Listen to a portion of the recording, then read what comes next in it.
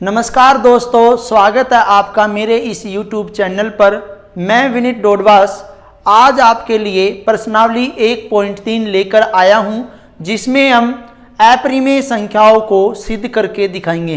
देखिए, परिमेय संख्या और अपरिमेय संख्याओं की यदि हम बात करें तो परिमेय संख्या वह संख्या होती है जिसको हम P/Q के रूप में लिख सकते हैं, जहां पर Q नॉट इक्वल टू 0।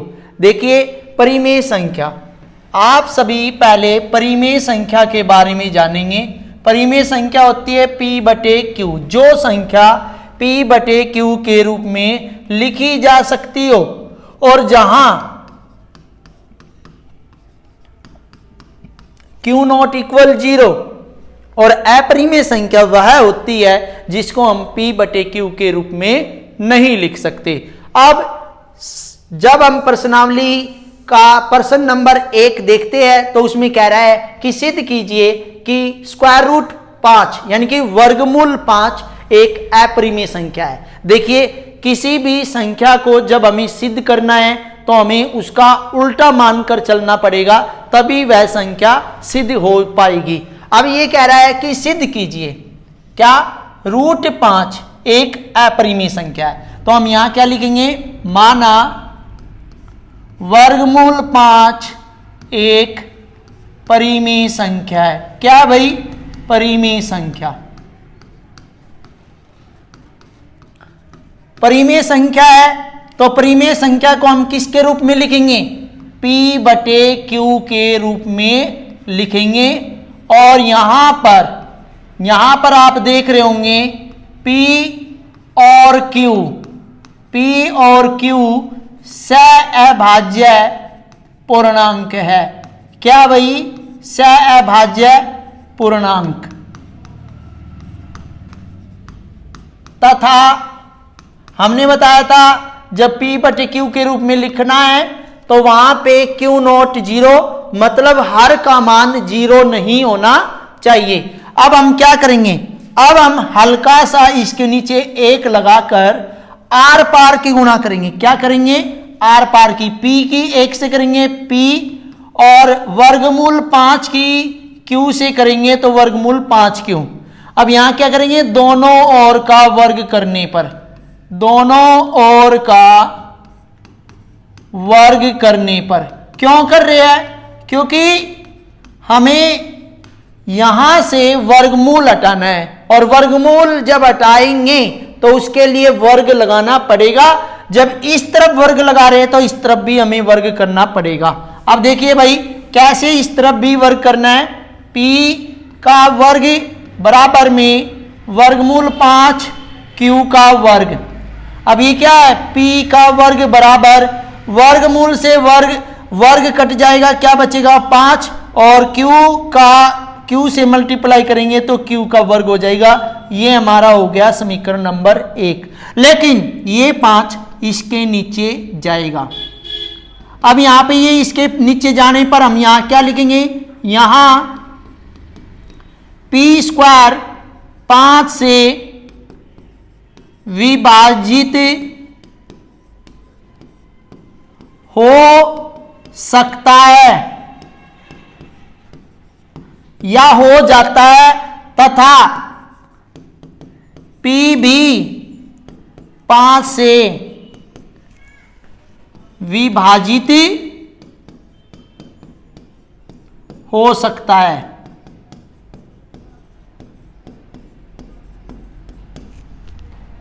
या ये लिखेंगे, यहां P² 5 से विभाज्य है और P भी 5 से विभाज्य है, इसलिए ये हमारा हो गया समीकरण 2।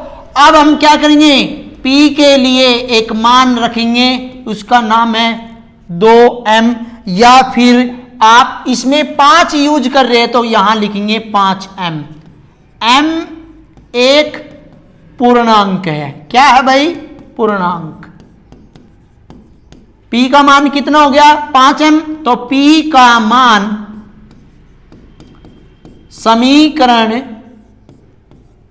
1 में रखने पर, अब P का मान समीकरण 1 में रखेंगे।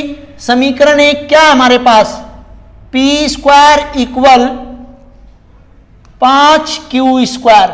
अब p का मान कितना है 5m, और ये सिर्फ p का मान है तो वर्ग 5q²। 5 गुना में 5 25m², और ये 5q²। अब ये 5 इसके नीचे चला जाएगा भाई, m² q²। 5 इससे कटेगा तो 5m² इक्वल q², और ये 5 जाएगा q के नीचे, तो ये भी यहां पे भी वही बात लिखी जाएगी। यहां q² 5 से विभाजित हो जाता है,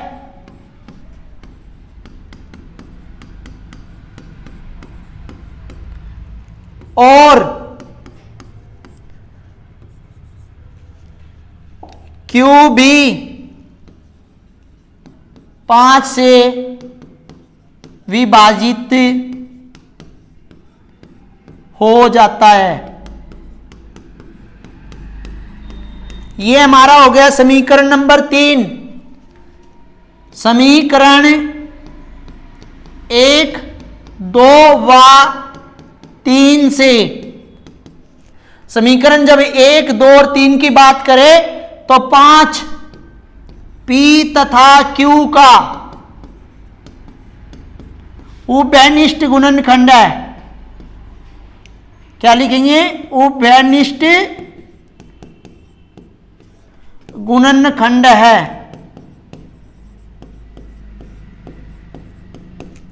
अतः हमारी धारणा, या ये लिखेंगे इसलिए हमारी धारणा गलत है। अतः वर्गमूल 5 एक अपरिमेय संख्या है।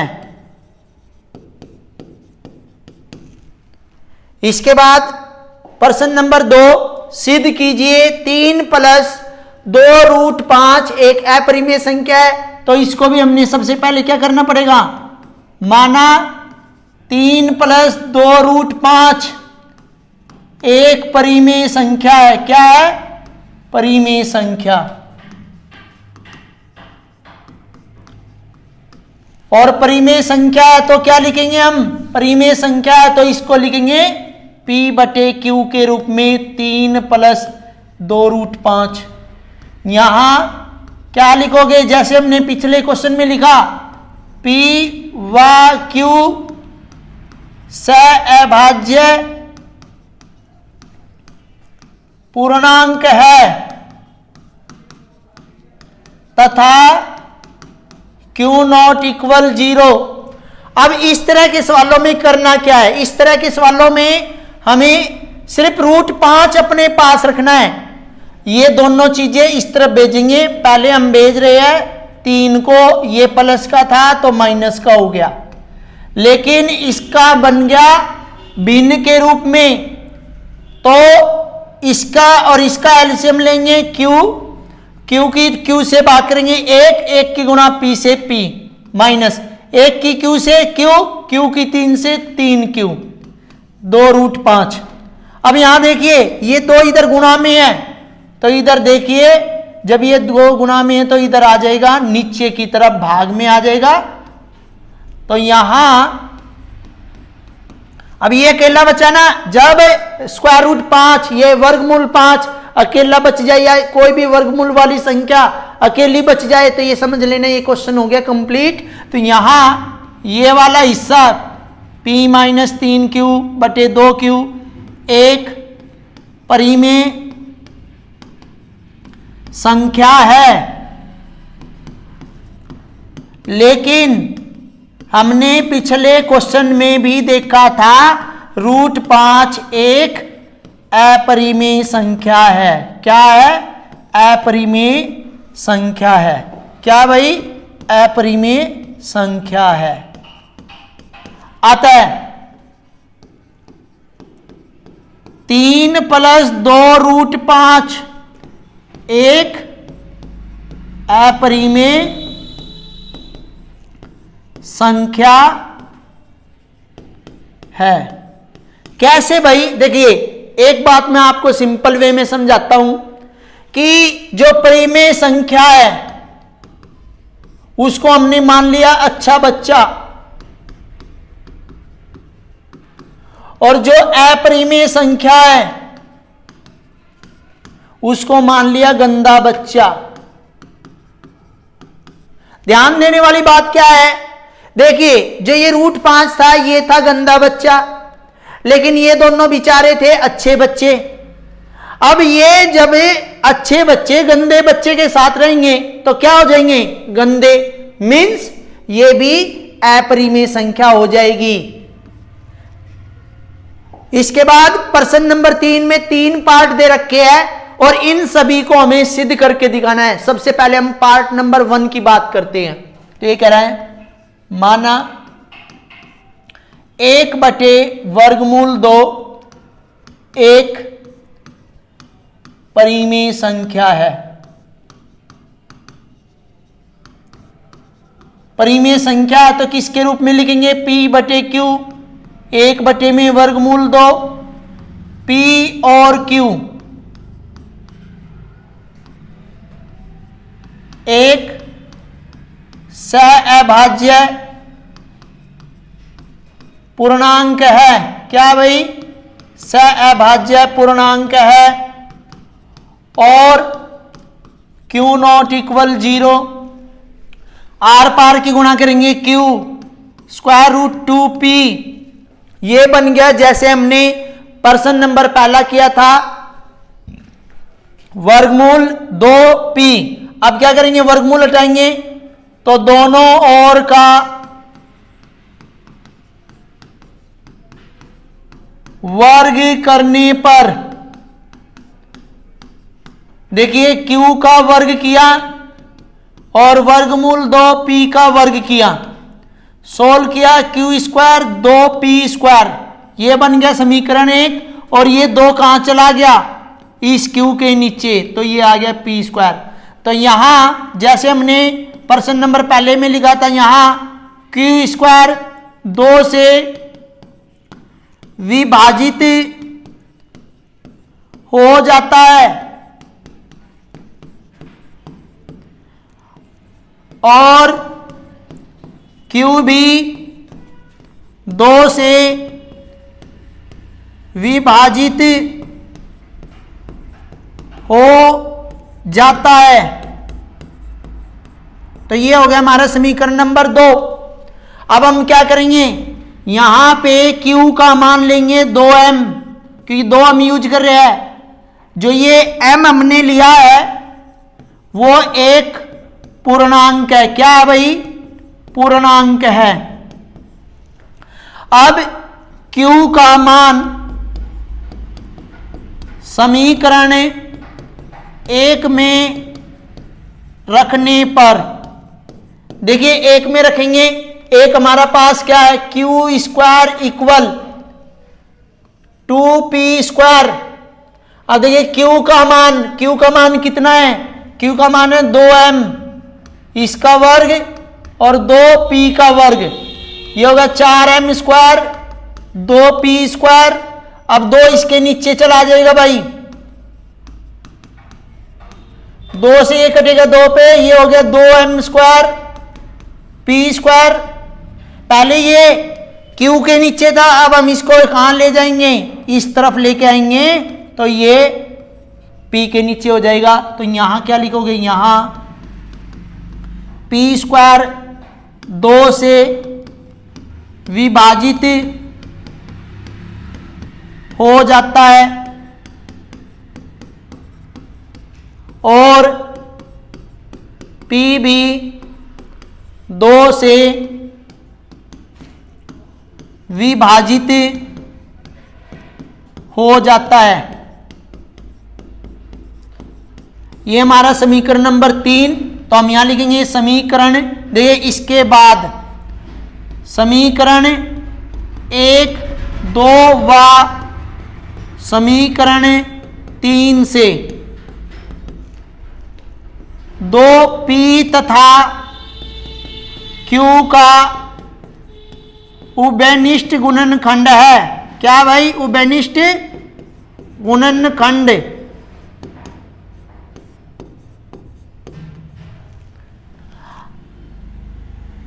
इस प्रकार हमारी धारणा गलत है, अतः 1/√2 एक अपरिमेय संख्या है। इसके बाद पार्ट नंबर 2 देखिए भाई। पार्ट नंबर 2 हम क्या करेंगे? अब इसको इरेज कर रहा हूं मैं।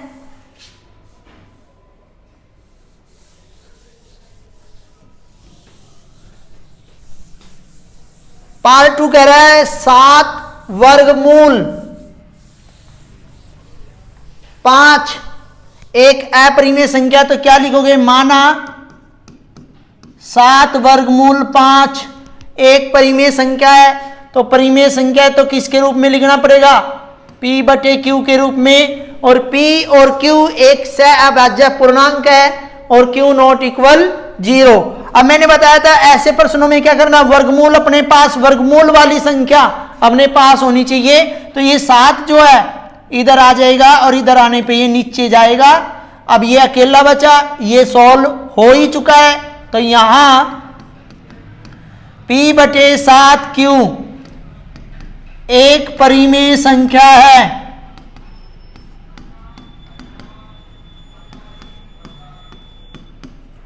लेकिन हमने पहले प्रश्न में भी पढ़ा था √5 एक अपरिमेय संख्या है। अतः 7 वर्गमूल 5 एक अपरिमेय संख्या है।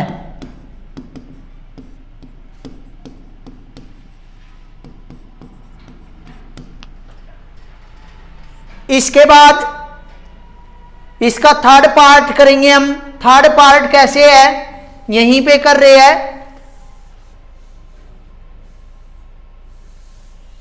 थर्ड पार्ट में भी क्या करना है? माना 6 + √2 एक परिमेय संख्या है। और परिमेय संख्या तो किसके रूप में लिखना है? p/q 6 + में √2। अब यहां पे देखा p और q एक सहअभाज्य पूर्णांक है और q नॉट इक्वल 0। अब यहां देखिए p/q ये 6 इधर आ गया, √2 अलग रह गया। अब इसके नीचे 1 लगाएंगे, इसको सॉल्व करेंगे। q से q जाएगा 1 पे, 1 की गुणा इससे p माइनस इसकी भाग इससे q आएगा। q की 6 से 6q वर्गमूल 2 ये अकेला रह गया और इधर भी सॉल्व हो गया। तो यहां लिखेंगे यहां p - 6q/q एक परिमेय संख्या है। लेकिन आपने देखा होगा √2 एक अपरिमेय संख्या है। अतः 6 + √2 एक अपरिमेय संख्या है। देखिए जैसे हमने वर्गमूल 5 किया वैसे ही वर्गमूल 2 होगा, वैसे ही वर्गमूल 3 होगा और वैसे ही वर्गमूल 7 होगा।